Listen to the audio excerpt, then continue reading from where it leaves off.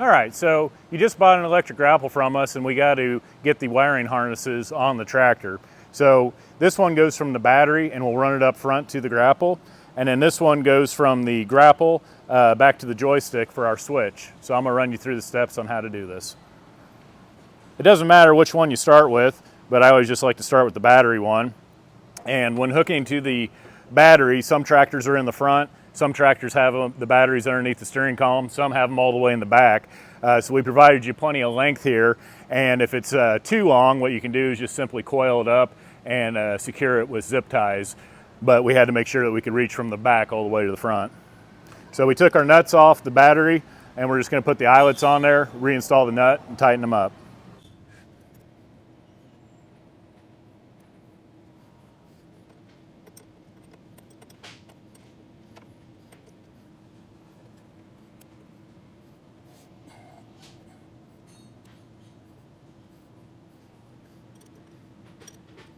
Okay, and then we'll make sure we're clear of the latching mechanism, and then go ahead and close the hood. And before we start securing any wires, we'll go ahead and run the second harness.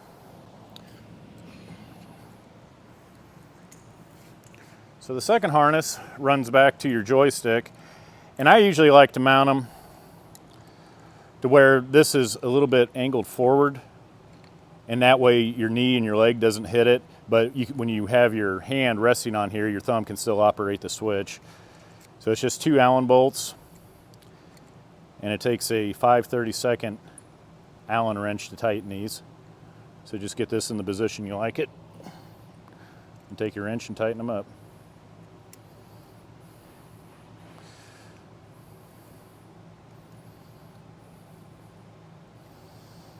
Okay. Now, I like to keep this cable away from my feet controls for the hydrostat, so I always run it down here, put it in between the guard, and then we're going to go ahead and start attaching. The easiest way to attach the wiring harness is just to use plastic zip ties. Just find some areas where there's no pinch points and just start attaching them. And then on the loader, I like to come up top here and run down the loader. That way you're at the pivot point so the length of your harness doesn't change.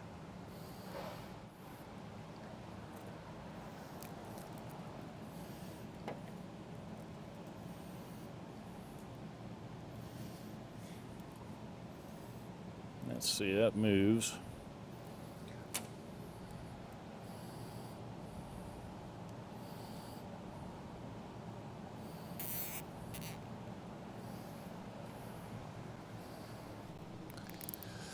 Then on the front of the machine, I always just put both in the middle because that's where the connections are at on the grapple. Keep them about the same length and secure them here.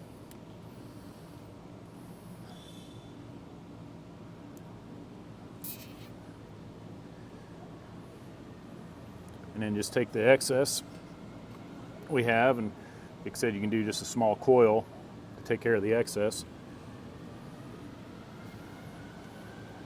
And tie it up and make sure it's away from all the moving parts, and then you're ready to hook up and off to the races.